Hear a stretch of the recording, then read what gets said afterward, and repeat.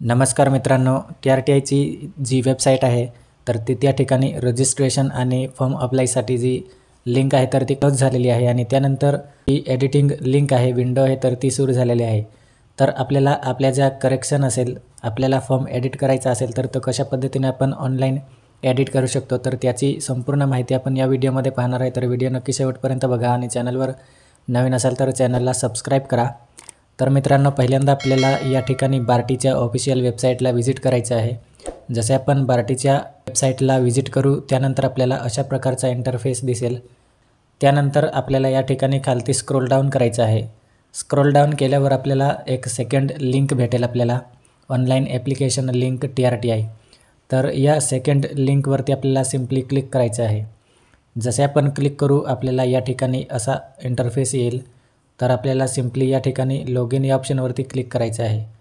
जसे आपण log in करू आपल्याला या ठिकाणी आपला जो युजरनेम आणि पासवर्ड असेल तर तो त्या ठिकाणी एंटर करायचा आहे. जसे आपण एंटर करू त्या ठिकाणी लॉग इन होणार आपण आणि त्यानंतर आपल्याला या ठिकाणी जे स्टेटस आहे तर ते स्टेटस आपण या ठिकाणी पाहू शकतो. स्टेटसमध्ये आपल्याला एडिट ऑप्शन आलेला आहे आणि त्या ठिकाणी ज्या स्कीम आहे, आपण कोणत्या स्कीममधून जे ॲप्लिकेशन केलेले आहे तर त्यांच्यात आपल्याला जी माहिती आहे तर ती आपल्याला या ठिकाणी पाहायला मिळणार आहे. तर सिम्पली आपल्याला एडिट या ऑप्शनवरती क्लिक करायचं आहे. आपण या ठिकाणी पाहू शकतो स्टेटस आहे. तर या एडिट ऑप्शनवरती जसे क्लिक करू आपल्याला आपला जो फॉर्म आहे तर तो त्या ठिकाणी ओपन होणार आहे. तर फॉर्म जसा ओपन होईल त्यानंतर आपल्याला जी फॉर्म एडिटिंग आहे तर ती फॉर्म एडिटिंगसाठी त्या ठिकाणी जो ऑप्शन आहे तर तो या ठिकाणी पाहायला मिळणार आहे. तर या ठिकाणी आपण पाहू शकतो 3 ऑप्शन दिलेले आहे आपल्याला, सबमिट, मॉडिफाय आणि लॉग आउट. तर सिम्पली आपल्याला मॉडिफाय या ऑप्शनवरती क्लिक करायचं आहे. आपला फॉर्म जो आहे तर तो आपण एडिट करणार आहे, त्यामुळे आपल्याला या ठिकाणी मॉडिफाय या ऑप्शनवरती सिम्पली क्लिक करायचं आहे. तर जसे आपण मॉडिफाय या ऑप्शनवरती क्लिक करू आपल्याला आपला जो ॲप्लिकेशन आहे तर तो एडिटिंगसाठी ओपन होणार आहे आणि ओपन होणार आणि त्यानंतर आपली जी डिटेल असेल, एखादे डॉक्युमेंट आपल्याला चुकीचं अपलोड केले गेले असेल तर तिथे आपण त्याप्रमाणे जो फॉर्म आहे तर तो आपण एडिट करू शकणार आहे. तर अशा पद्धतीने आपण या ठिकाणी पूर्ण फॉर्म जो आहे तर तो एडिट करू शकणार आहे. आणि फॉर्म एडिट झाल्यानंतर आपल्याला जशी आपली पर्सनल डिटेल आहे तर ती आपली करेक्शन होणार आणि त्यानंतर आपल्याला सिम्पली चेकबॉक्स या ऑप्शनवरती क्लिक करून सेव्ह अँड नेक्स्ट या ऑप्शनवरती क्लिक करायचं आहे. सेव्ह अँड नेक्स्ट ऑप्शनवरती क्लिक करून आपल्याला या ठिकाणी कॉन्टॅक्ट डिटेल दिलेली आहे तर ती आपल्याला जर चेंज करायचे असेल तर ती आपण चेंज करू शकतो. जसे आपले विलेज नेम किंवा विलेज नेम चुकीचं झालं असेल तर विलेज नेम, पिनकोड असेल तर ॲड्रेस आपण त्या ठिकाणी चेंज करू शकणार आहे. ॲड्रेस चेंज केल्यानंतर आपल्याला सिम्पली सेव्ह अँड नेक्स्ट या ऑप्शनवरती क्लिक करायचं आहे.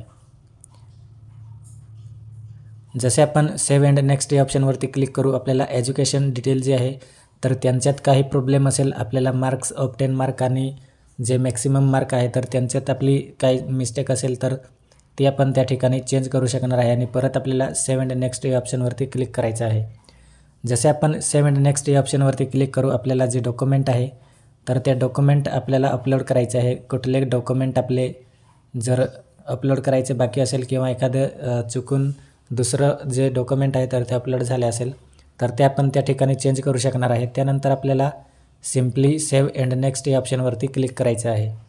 जसे आपण या ठिकाणी सेव्ह अँड नेक्स्ट या ऑप्शनवरती क्लिक करू आपल्याला आपला जो फॉर्म आहे तर तो परत ओपन होणार आहे आणि आपली जी डिटेल आहे तर ती परत चेकआउट करायची आहे. आणि जर काही प्रॉब्लेम असेल तर पुन्हा आपण त्या ठिकाणी मॉडिफाय या ऑप्शनवरती क्लिक करून जी डिटेल आहे तर ती चेंज करू शकतो. तर संपूर्ण माहिती आपली अपडेट करून झाली असेल तर त्या ठिकाणी आपल्याला एक ऑप्शन दिलेला आहे सबमिट.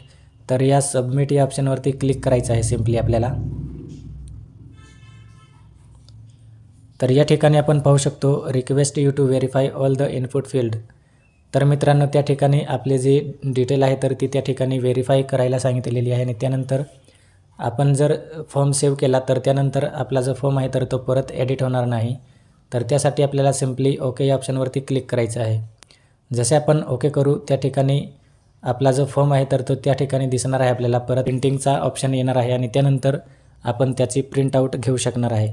आपले जेवढे फॉर्म असणार अप्लाय केलेले तर त्या ठिकाणी आपल्याला एडिटिंग करायची असेल तर संपूर्ण जी ॲप्लिकेशन आहे तर ते सेपरेट आपल्याला अपडेट करायला लागणार आहे आणि त्यानंतरच आपली जी डॉक्युमेंट आहे तर ती सबमिट करून आपला जो प्रिंट आऊट आहे तर तो घ्यायचा आहे. तर अशा पद्धतीने आपण जो फॉर्म आहे तर तो त्या ठिकाणी एडिट करू शकणार आहे. तर आय होप मित्रांनो आपल्याला हा व्हिडिओ आवडला असेल आणि व्हिडिओ आवडला असेल तर नक्कीच लाईक करा. थँक्यू.